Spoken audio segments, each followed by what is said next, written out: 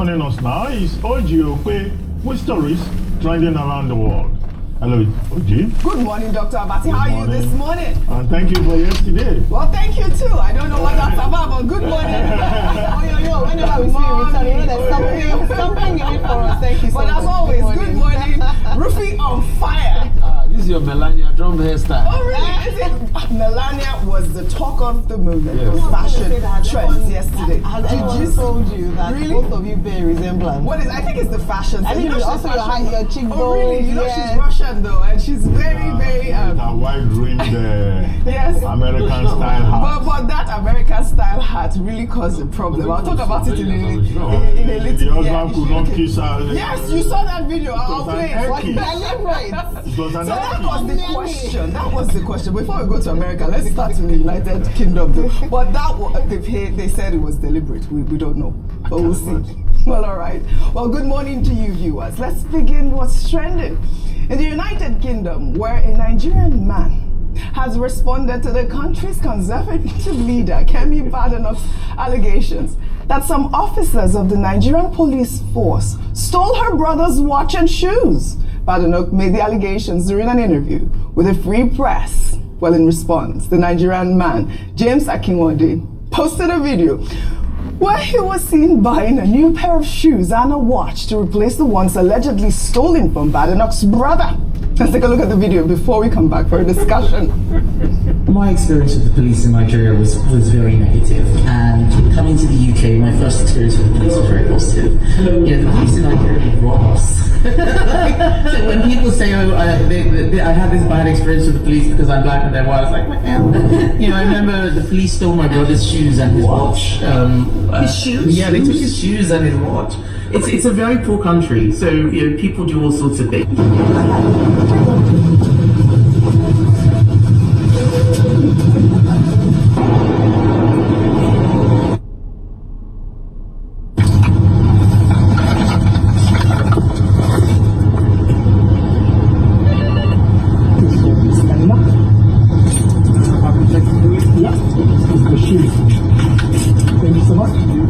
What's your name?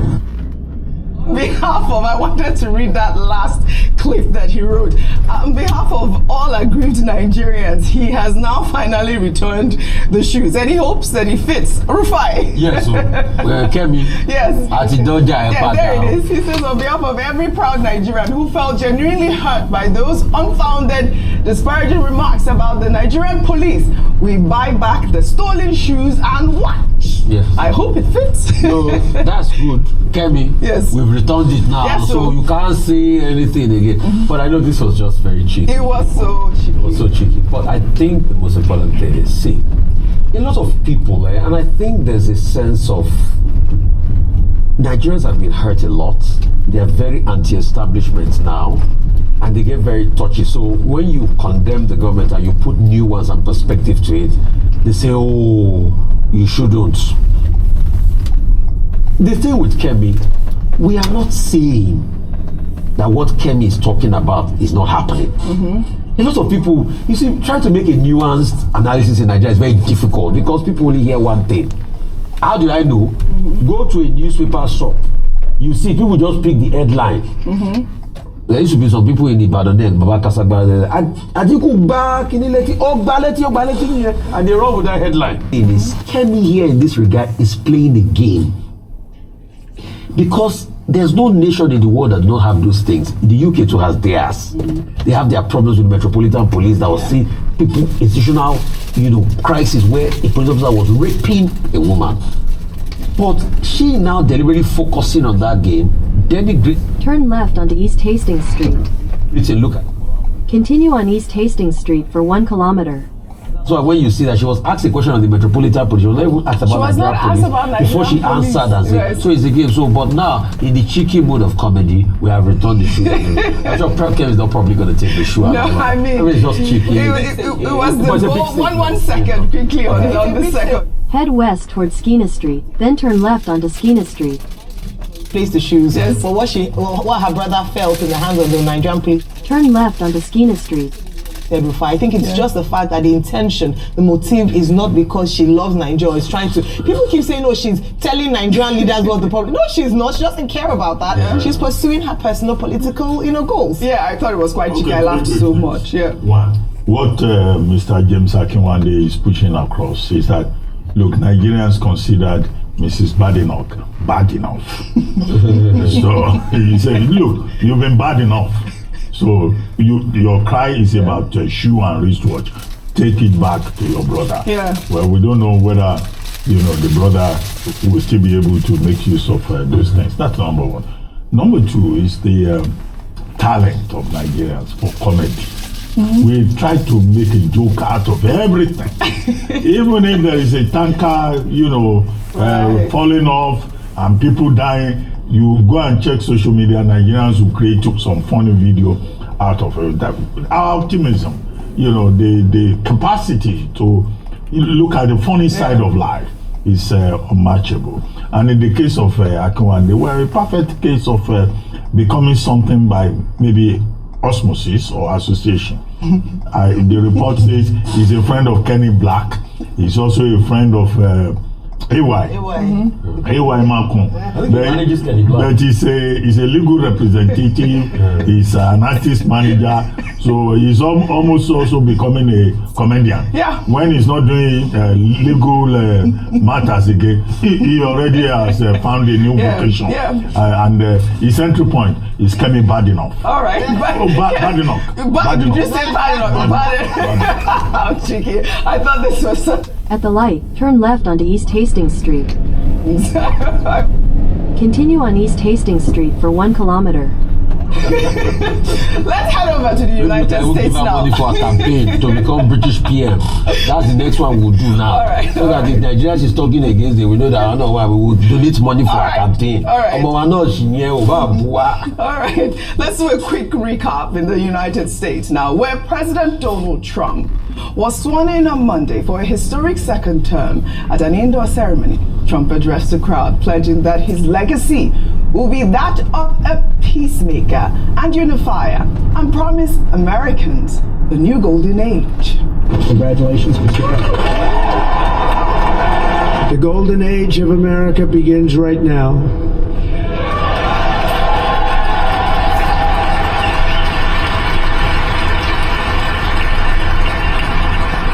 From this day forward, our country will flourish and be respected again all over the world. Just a few months ago, in a beautiful Pennsylvania field, an assassin's bullet ripped through my ear.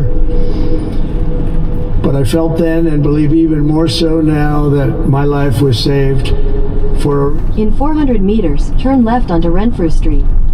America great again. Really strong statement there. I was saved by God to make America great again. Well, Trump also declared that there will be only 2 genders recognized by the United States government, male and female. Let's take a look. We will forge a society that is colorblind and merit-based.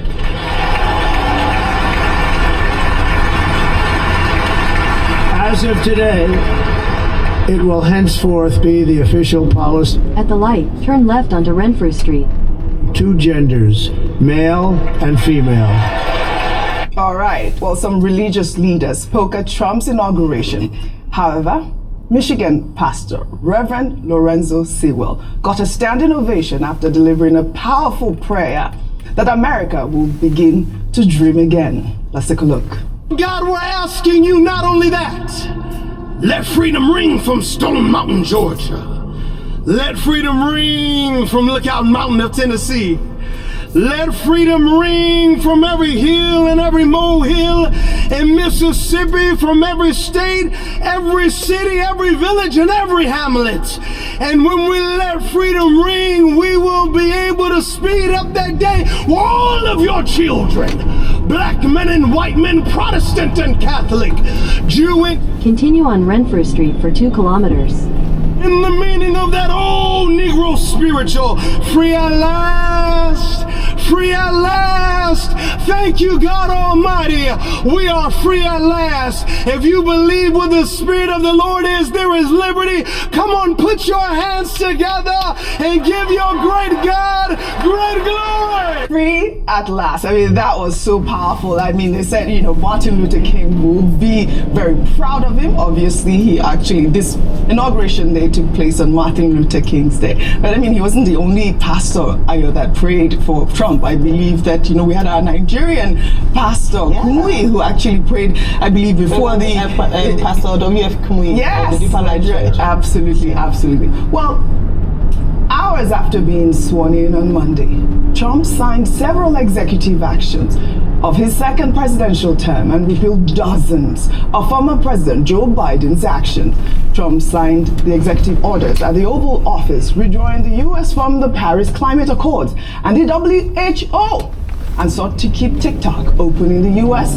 for another 75 days. Trump also pardoned roughly 1,500 people for their roles in the January 6, 2021 attack on the U.S. Capitol. I believe that was about the most controversial of his, executive orders, because obviously it's been talked about. I mean, he signed several. He also signed, an order on birthright citizenship and began a crackdown on immigration. Elon Musk generated controversy hours after Trump's inauguration with a gesture made during his speech that drew immediate comparison to fascist salute. Let's take a look. There are elections that come and go. Some elections are, important, some are not. But this one, this one really mattered. And I just want to say thank you for making it happen. Thank you.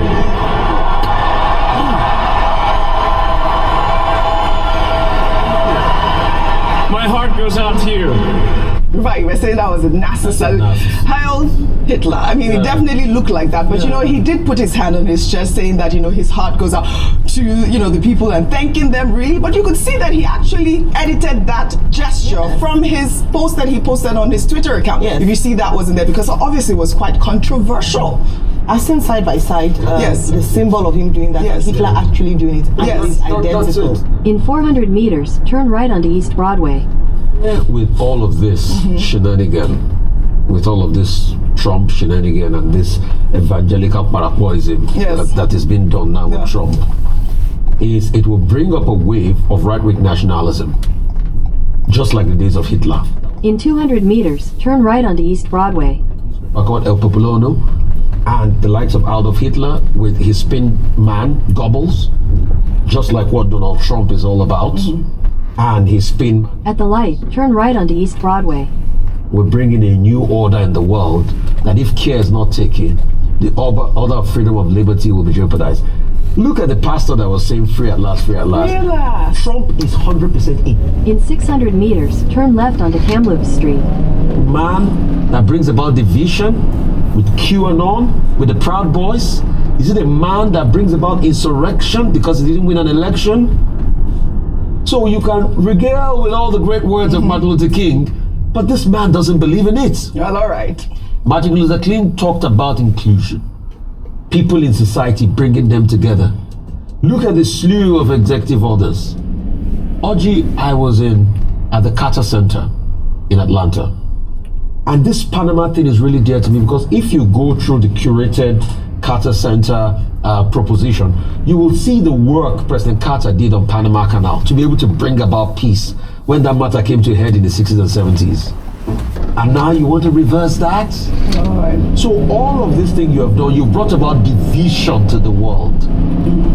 Right. This is totally against Martin Luther King. So that's my fear. That's your fear on the whole thing and all of this Trump milieu of some sort. It's president now. Well, President Trump has a new page on X. Elon Musk took to the microblogging platform to share Trump's updated profile, which reads 45th and 47th President of the United States. The golden age of America begins right now with a caption, the return of the king. I mean, that actual tweet got so many views and, retweets. And I mean, I believe the last I checked when I saw the account, it had almost maybe about 1 million followers, or more. Well, Trump posted a video on his new X account with the caption, "America is back."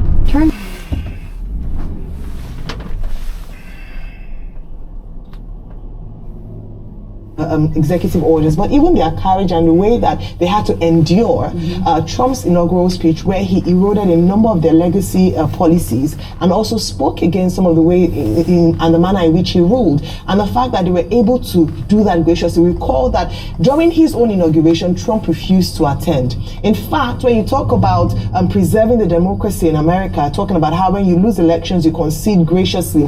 When Trump came on the steps of the White House and was receiving him, what he said to him was "welcome home." And in fact, when he was asked one word to describe how he felt on the day, he used the word joy. So I can imagine that there was a lot of disappointment for the Democrats, but they were still able to handle it well. I think that's a lesson that the Republicans and President Trump himself can take, how to be gracious in defeat, even when things don't go your way. But let me talk about Lawrence Osewell very quickly, the Reverend, who for me was perhaps one of the, if I wanted to grade 100%.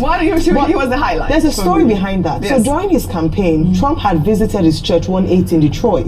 And Trump promised him when he was campaigning that because of the way he prayed for him spontaneously, that he had gone to many churches and many churches were not able to pray for him like that, that if he won, he would be at the inauguration. So he said he was even surprised to receive an invitation. So it's a promise kept for him, and then he delivered, over-delivered. Now you can argue about the spirit of Martin Luther King Day because you can disagree with that, and I absolutely can see that point, but he was able to draw out references, and I think he really added color. He got a hug and a shake from the president for that. In Melania Trump, Oshevans, you were going to talk about that, Melania Trump. Can we just pull up quickly on Melania Trump and her fashion sense? A lot of people spoke about that. Yeah, and over the years and all of that. Did you see that one visual where he tried to get he was about to he couldn't. They said that the hat was strategically placed because she didn't want to have the eye contact. But let's talk. I mean, look at her dress. These are the softer sides of the inauguration. Yes, everything about her is just part of the color because in terms of fashion. Yeah, because the first lady is holding symbolic for a number of things and also represents the way that the president would rule. So great one out there. To be honest, even though people have said the tension between her and Trump, they seem to put out a good outing yesterday. But for me, the star was Usha Vance. And JD Vance's wife, she showed out well, intelligent 39-year-old woman. In fact, Trump said during his speech at the emancipation that she was smarter than JD Vance. But succession didn't allow him pick out as his VP. He speaks a lot. But finally, I'll end on this note, which is with regards to some of the executive orders he signed, particularly those that would affect Nigeria or other parts of the world. It's important to note that, yes, whilst the Constitution empowers the president with executive orders, there are limitations. He can be challenged in court, and also where it involves the Constitution, he would need a constitutional amendment for some of them, including the birthright citizenship. That has come with a lot of conversations. He would need at least 1/3 of the House, 2/3, of the House, and 3/4 of states across America to ratify a constitutional amendment. So it's not Uhuru. He can have his day, be a hero for today, but it's still a long process to actualizing some of the executive orders. Well done. I can see that you digested this inauguration time. I was up till 4 a.m. watching. Executive orders are not laws. They are what you call administrative fiats. In other words, they are strictly limited, and that is why they can be challenged in court. The TikTok, executive order, for example, can be challenged in court, as is also the case with the citizenship by birth, which is an old 150-year-old constitutional right that has existed in the United States. The irony is that you find immigrants, mostly complaining about other immigrants coming to America, to give birth. So all of that will bring up a lot of controversy. Of course. But Trump has been very consistent in all the things that he did yesterday. He talks about America first. He wants to make America great again. His speech is largely about American exceptionalism, where I don't agree with the part where he said, horrible legacy, and that he will clean up the place, where I don't think that, President Biden is leaving a horrible legacy and all of that. And then Elon Musk saying that, we go to Mars and all that. Mars, the fourth planet closest to the sun. Yes. It's also known as the red planet. Now, what's his name? President Trump said more or less the same thing. He said they will plant the stars and the stripes Yes. in Mars. Yeah. You know, again, that's consistent with American, exceptionalism. Now, the thing about the pastor of the 180 Church from West Detroit. Detroit, That was a very interesting moment. Yes. There were 3 persons that were called upon to give the benedictions. First, a priest who was very quiet, then the Catholic man who came after him. When it was the turn of our brother, our brothers. The spirit of Pentecostalism took over, and he had to call on the host of heavens. So I was a bit confused whether that was a prayer or that was a performance. Joy. But he gave us an appropriate reminder of the essence of Martin Luther King Day. Right. Trump himself, we seem to have agreed with him because he ended up by saying free at last. Yes. Free from what? Absolutely. From the horrible legacy that Trump was talking about. Now, as for Carrie Underwood, that for me was also a special moment because everybody was confused. I saw President Bush, looking towards President Obama as if even with the best of technology, absolutely, glitches can occur. That's one lesson. The second is about performance. Carrie Underwood was there in her capacity as a performer. And one of the things that we teach in theater classes is what is called improvisation. And the true artist that she is, students of performance, we immediately recognize that she immediately improvised. Yes. And she delivered in a manner that you will not even think anything went wrong. The principle in theater is that the show must go on. And at the end of the day, the show went on. Finally, as for Melania Trump, now I sat through the inauguration with my wife, who said she was looking forward to Melania Trump. What she's gonna and the argument was that Melania Trump is the best dressed first lady in American history. I agree with her. No, I disagree. No, I agree with her. her. I said it's Jackie Kennedy. Well, she too was gracious. No, not Jackie Kennedy. That she preferred Melania Trump. She's a true fashion model. And then if Melania Trump, appeared in this American designer attire, that was, on point to the very last detail with this wide-brimmed hat. Yes. I thought that we'll see a lot more from Melania Trump, who may well end up on her second coming as a true fashion icon. Absolutely. The lady from Srebrenica, Slovenia. So again, her father was there, and this bridge across nations. Except that our husband, Donald Trump, is not essentially a bridge builder. He's going to divide the world. Well, let's see. This is what he's promised. He's promised a new golden age for America and to make America great again. Congratulations to the 47th president of the United States of America, Donald Trump. Well, here in Nigeria, the Socio-Economic Rights and Accountability Project, SERA, in a post on X, urged President Trump and his administration to identify U.S. stolen assets traced to Nigerian public officials and ensure the return of such assets to the Nigerian people. The group also encouraged Trump to ban such officials from the United States. You see, SERAP is always doing the Lord's work. I don't know how far that will go, but in the same vein, senior advocate of Nigeria, Michael Ozekhome, who is counsel to a former Minister of Petroleum Resources, DIEZANI Madueke, has said that his client did not acquire the recently repatriated $52.88 million said to be Galactica assets. On January 10th, the Nigerian and United States governments signed an asset return agreement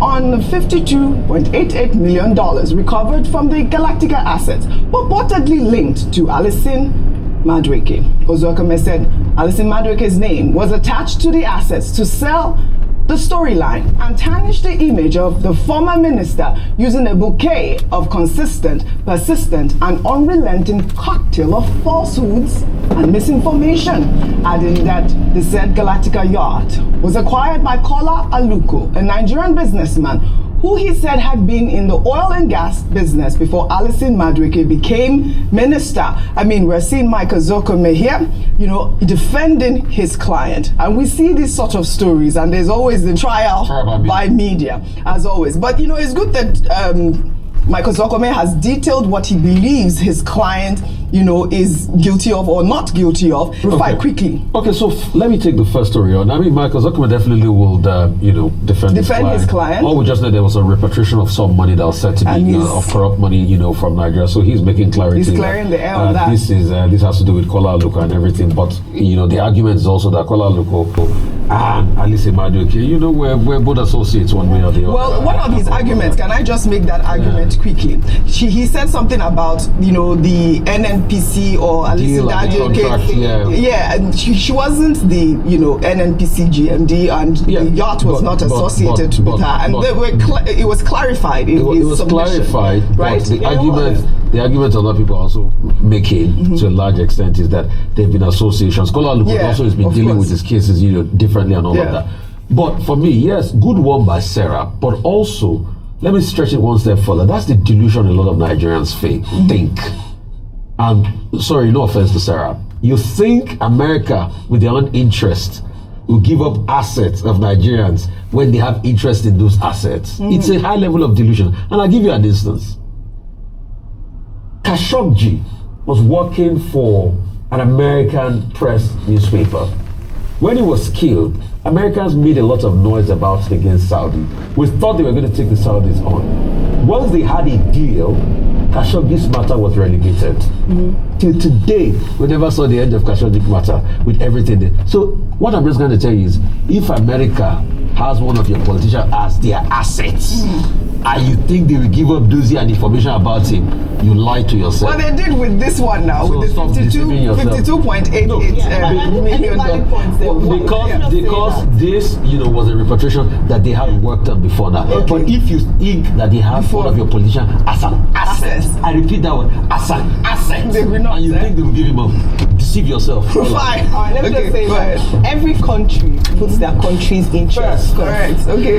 Trump has said, make America great again. He said he's going to establish an external revenue service. So he's looking for ways to enrich the pockets of Americans more than. So Syrup has done well in terms of asking, because every country too would come forward with what their request is now that we have a new president. But the truth is that every country, and Nigeria should take a leaf from that. We need to start thinking of how to make ourselves. Let's stop depending on the Western nation to repatriate funds. If we ourselves are not serious about prosecuting people or politicians who have benefited fraudulently from the government, it is our responsibility. They can help us. By the end of the day, we are the ones that should lead on this at the end of the day. Okay, very quick. Look, what exists in the international order is that there are rules against what is called illicit financial flows, IFFs, as they call it. In other words, countries of the world under the auspices of the World Bank, the OECD, they have this part that if money is stolen and taken to your country, you have an obligation to return it. And it's on the basis of that you have had, some countries returning assets back to Nigeria. The latest being the asset recovery agreement between Nigeria and the US. Secondly, Serap saying they will petition the US, they are just trying to invoke those principles under international law. What's his name? Mike Ozekhome. The article he wrote is titled, "There is no such thing as DIEZANI NOT," and that is the rest of things that he tried to summarize under that rubric. All right, well said, you all. Well said, thank you. Before we end what's trended today, let's celebrate Nigeria's women's under-19 cricket team, the junior female Yellow Greens of Nigeria, for securing the 2-run victory over New Zealand at the 2025 ICC Under-19 Women's T20 World Cup in Malaysia, marking Nigeria's first outing in this global tournament. In our Good News Report.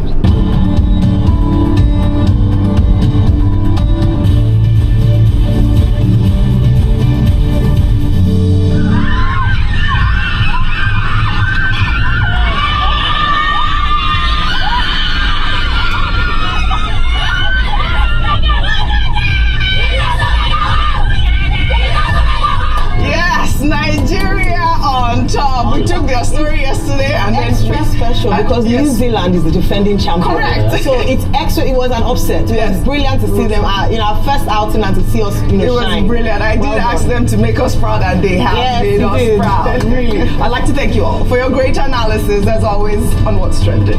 Well, that's all I have for you guys on What's Trending today. I'll see you all tomorrow.